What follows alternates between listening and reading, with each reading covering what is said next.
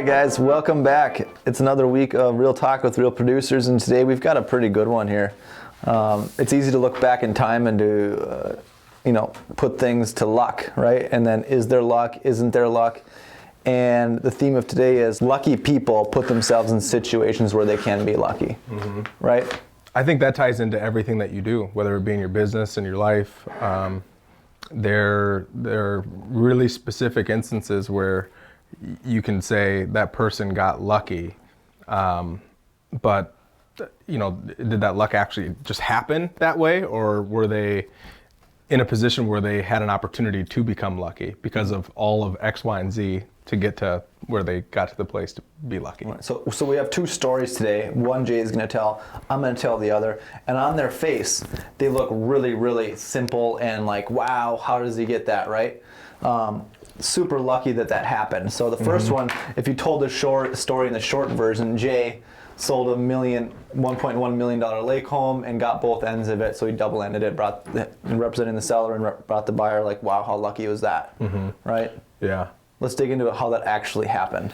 Well, it started with, I had a client looking in that 7-figure price point for something really specific in an area where those type of properties don't come up very often, first and foremost. So let's break down the type of property we're looking for. So I'm looking for acreage and lake. Yeah. At the same thing. Yeah. And I didn't have a $5 million budget to work with. No, right around that million. Right around $1 million. And, it was a really tall order, but, when you have somebody looking, you have somebody looking. And what's funny is that particular buyer didn't end up buying that property. So let's get into it. So I'm making phone calls. I'm trying to find this really specific property. Finally, I resort to sending out a mailer about what I'm looking for. I'm looking for acreage, preferred lakefront, and I get a phone call from this mailer. Really low conversion rate on those, when you're looking for something that specific. If I'm canvassing a neighborhood or something like that, $400,000 2-story, whatever, high probability you can turn those over and turn them over pretty quick. But this is a whole different animal. I send out a mailer, I get a call, and we're listing the house within 2 months, right? Yeah. That's not typical. So that's first. Stop right there. So you send out a mailer. Yep. Okay, to a batch of houses that vaguely matches this criteria. You get a phone call back on that mailer, which if you ask anybody, mailers are the lowest chance of probability ever. Yeah. And this phone call actually is a 10-acre luxury lake home. Yeah. That matches all the criteria you're looking for. Everything. So super rare. Yeah. But the only way that you got a hold of them is because you did send the mailer, even though it was low probability. So yeah, I mean, it's a $2,500 mailer. Yep. You know what I mean? It's not a cheap thing to send those suckers out. So send out a mailer and you get a phone call back and you got really, really lucky. Yeah. Okay, that wouldn't have happened if you didn't. So continue with the story. Never would have happened if I didn't spend the money and put myself out there like that. Yeah. Second thing, so I nailed the listing. Samantha and I actually did the pitch together. Okay, so it was one of those ones where I knew I had to appeal to a few different things. We get the listing and we go through a comprehensive marketing plan that included a lifestyle video of this property. When you have a lakefront and acreage, you got to show how that place lives, right? Because ultimately the buyer for that home may be in the immediate community, but they very well might not be, and we have to be able to sell them on what that property offers. So we get actors, they showcase all of the property, it has a pool, it's got all these things that we showcase, and the buyer. So real quick, lifestyle video means that we hire actors. Yeah. And they basically play house in that while we do a video. So we get kids, they jump in the pool, run down to the lake, mom and dad are cooking dinner. Yeah. And you really showcase how that property lives through a video. Correct. And not just pretty pictures of pretty rooms. Yeah, no, I'm not just, I mean, this is a real, it's like a production, right? Yeah. So anyhow, and we pay to boost this thing all through Facebook. I mean, we were spending some coin advertising that sucker. And when I did that was at the time where Facebook allowed us to hyper focus on a particular marketplace, and do some target marketing.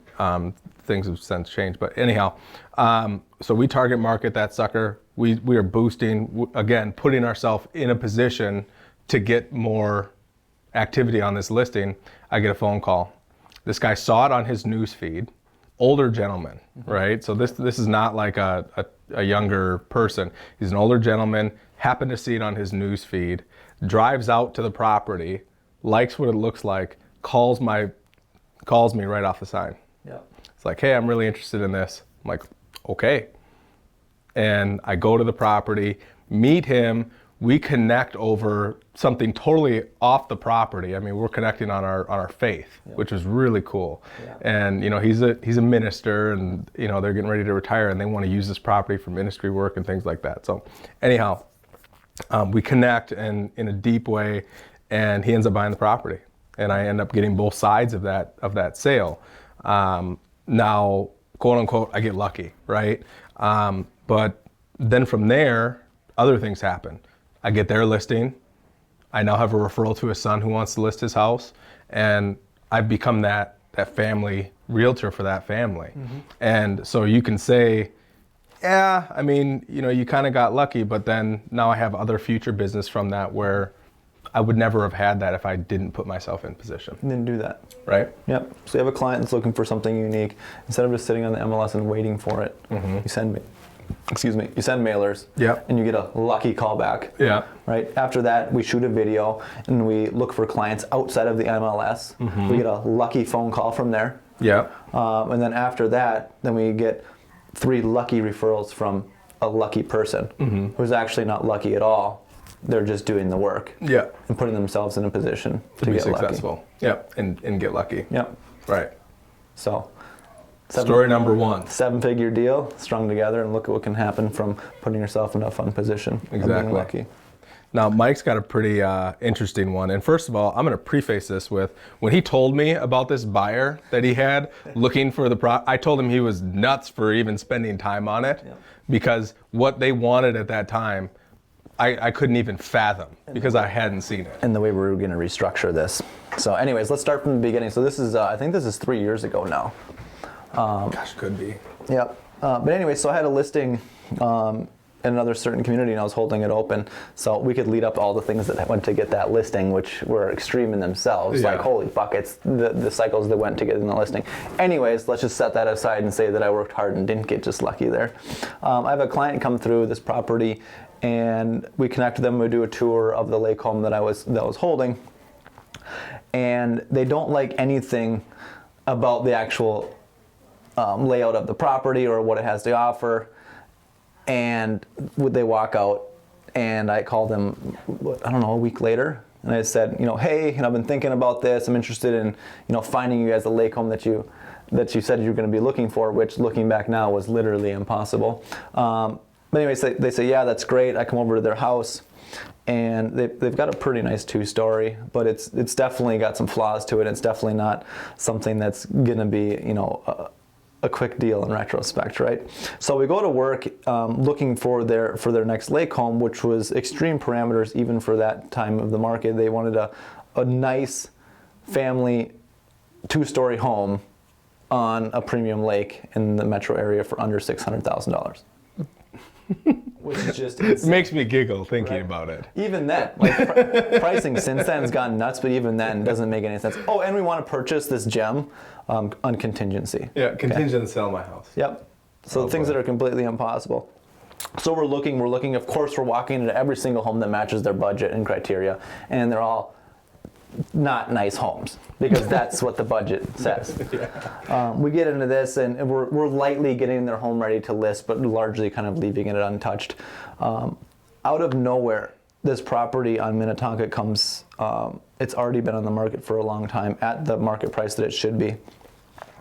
And they just price cutted it like mad because they wanted to sell it. So the $700K house. You call me, you're like, I can't believe it. It's been on the market a while. They reduced it $75,000 just to sell it. So they reduced this thing well under market from $700 to $625, and we show up, and we love it, of course. And of course, we get into multiple offers because it's a lake home at $625,000 that's updated and nice and clean. We go into multiple offers. We ended up paying $25,000 over ask, and we get it done contingent. But the sellers only gave us a 21-day window to one, get their house on the market, two, find a buyer and clear contingency. Which, if you know anything, that's the bare minimum amount of time that you would need to actually do that. Yeah. By the time you shoot photos, 4 days, it's foregoing any prep work. You get it on the market. You have a 10-day inspection window, and you're 20 days into this before you with even had no 1 day days in on market. No days on market, right? Without any prep work. Yeah. So we take this, and of course, naive Mike at the time, we can do it. So I take a cell phone photo of the outside of their house, and I post it on the Twin Cities buyer and sellers page on Facebook, and I instantly get a phone call, and I get an agent over there within half of a day. She does a video for her Relo buyers of the property. The Relo buyers don't even see this home, and within 6 hours they write us a full price offer, and they buy this home from a cell phone photo that I took and posted on Facebook somehow. Yeah. And one thing leads to another. We have to get a new roof on the house. Anyways, we pull this deal off, and we ended up getting what is actually a $700,000 house for $650,000. We buy it on contingency in all these situations that were largely impossible. Mm-hmm. Side note, seller, if you're thinking about moving, it's worth close to 8 now. And we'd be happy to come and list your house right now. Although they've been sending me pictures lately, and they are pimping that place out. It looks sweet. Okay. Yeah. Well, this is what it is. They just did these big pillars. Anyways, listen, and I'm happy to sell it anytime. Whenever you guys are ready. Whenever you give us a chance, we'll be ready. But anyways, those are all things that are largely impossible. Getting a contingent in multiple offers, finding a home that's largely below market value, all at the same time, getting put together based on lucky situations, right? That's what they say, right? You got lucky. We put ourselves out there. Right. So I guess the biggest takeaway and what we want to go through, there's 4 big keys that we're getting at here with these stories and with kind of the wraparound and what we're saying here is, number 1, you have to put yourself out there constantly. And I'm not talking about, the shotgun effect. We're talking about define who you are in your business and or in your life, and be very true to that and put that out there. So when you say the shotgun effect, is what we mean is you can't be somebody who does everything, because you're going to do everything poorly and nothing well. So really spend some time on what you're going to do in your life and business. Be open to change, of course, but spend some time focusing on what you're going to do, but do it well and put yourself out there. Okay.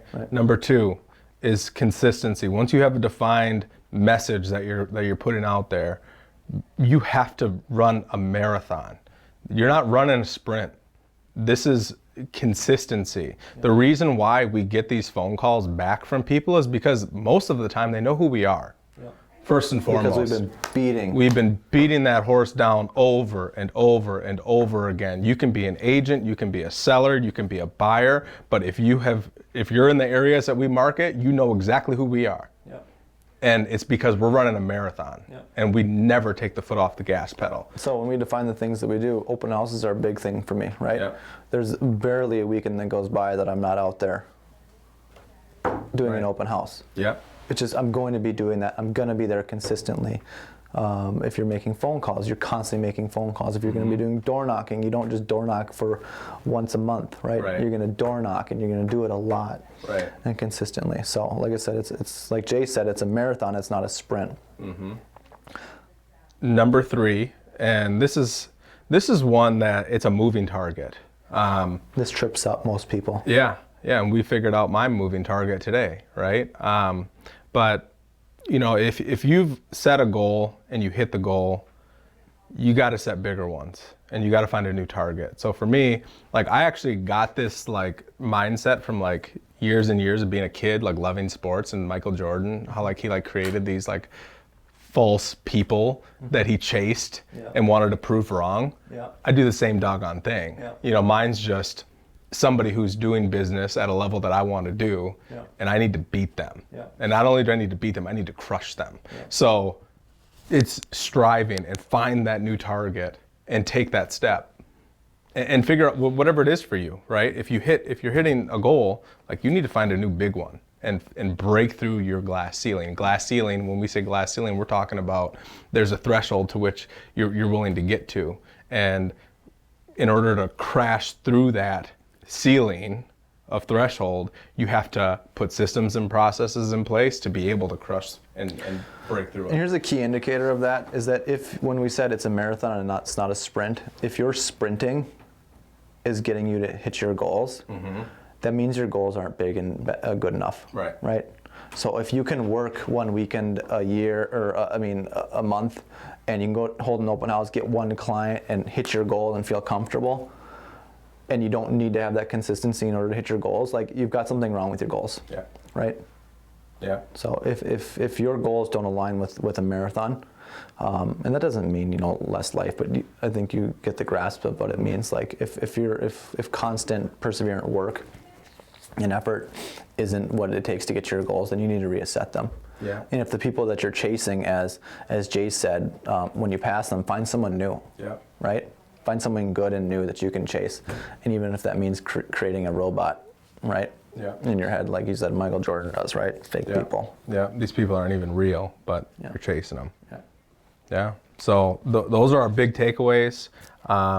And whatever you're doing right now, take the next step. Put yourself in a position to be lucky, because ultimately the people who get lucky, they don't just get lucky because they get lucky because they did a number of things that put them in a position to where they had an opportunity to then get lucky. Hindsight's 20/20. When we were in these deals creating them, Yeah. we had no idea that we were doing something that was crazy, right? Then you look back in time and you go, what? How did that happen? How'd that go together? Yeah. Right, so put yourself out there, be consistent, set bigger, better goals, and chase someone.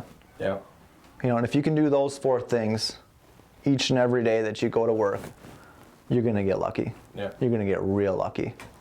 And you're going to be grateful you did it. Yeah. All right, guys, that's what we got this week. Like, subscribe. Those are the important pieces. Comment, tell us what you like, what you don't like, and we'll see you again next week.